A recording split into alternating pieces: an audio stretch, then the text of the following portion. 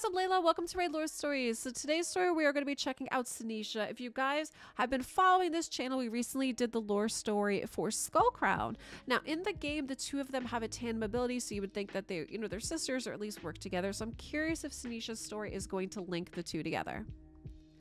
Sinesha was born to a wealthy Karak family, and though her noble parents doted on her, she grew into a greedy child who was disdainful of any she considered her inferior, which was almost everyone.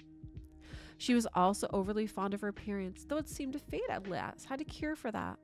Not long after Sinesha had come of age, she was caught up in a carriage accident on the road from Arnak to Delanos. Her injuries were slight, and she suffered no lasting physical damage, apart from a slight scar on her cheek. Despite its small size, the scar became the focus of her vanity, and she agonized over her belief that her beauty had been ruined. She began to search for a way to remove the scar and turned to dabbling in magic. Sinesha was not a studious woman and had little understanding of the arcane. No matter what she tried, nothing worked, and what few sorcery she was able to attempt uniformly fizzled out. She slipped deeper into her obsession, convinced that her injury made her a figure of ridicule and refusing to be seen in public. Rumors spread among Karak's elite that she was suffering from terrible sickness or had committed a grievous crime and had secretly fled the kingdom. The cult of Cleth had their spies everywhere, and it wasn't long before stories of Sinesha's strange circumstance reached the Night Revenant. As a wealthy and seemingly reclusive woman, Sinesha was a prime target for the cult. Lady Margeld, a fellow noble and friend, was already a member and encouraged Sinesha to join with claims that the Night Revenant could help her. Sinesha had little in the way of scruples, and the cult had no need to use their usual propaganda about the betterment of common folk to convince her to join.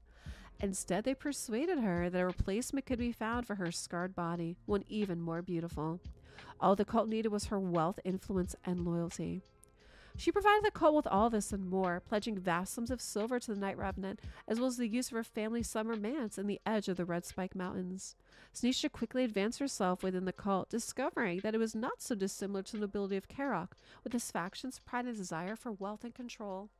After some years, she attained what she thought, and was gifted the body of a beautiful young maiden, which she greedily claimed. Sinesha planned to use the cult's dark magic to further enhance her stolen beauty, yet still she proved ill-suited for serious sorcery. But in her attempts, and through luck rather than skill, she made a discovery. Struggling to tap into pure magic, Sinesha used the spirits within soul gems as a locus for both offensive and defensive spells. She leached their energy to slow the onset of wounds, and their nascent anger to stir flames from blades. Overuse can shatter the gems, but there's always more, and Sinesha has never cared for others. Sinesha now hunts down the fairest woman in Teleria and lures them to the cult with the secret intention of harvesting their bodies for herself. As long as she continues to prove usefulness, she will have the bodies she craves. Alright, so this story, again, it doesn't tie in with Skull Crown, so I am a bit disappointed with that. I'm not really sure how I feel about this. Again, it kind of doesn't, I don't know, it's probably not the story I really was thinking. Yeah, so if you guys are watching YouTube, I am reading this live on Twitch, and my Twitch chat's a bit disappointed as well, too. But guys, I'd love to know what you think of the story for Sinesha. Thanks for watching.